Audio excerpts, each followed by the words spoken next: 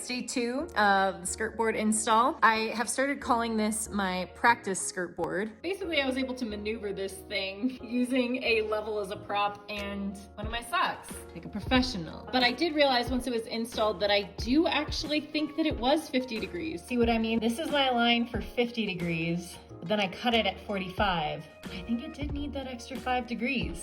Definitely did a super mid job cutting this yesterday.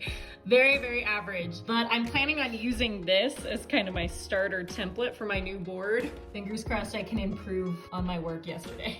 At this point, you might be thinking, she's got this. There's no way that she could possibly mess this up. But you would be wrong. That was a stressful 30 minutes because I messed it up again. But I decided to flip the board and try it on the other side, and it looks much better now. Ta-da! Now the bottom doesn't really quite fit, but I'm hoping it won't be super noticeable if I patch in an extra piece. Skirt boards are hard, man. That guy on YouTube lied to me.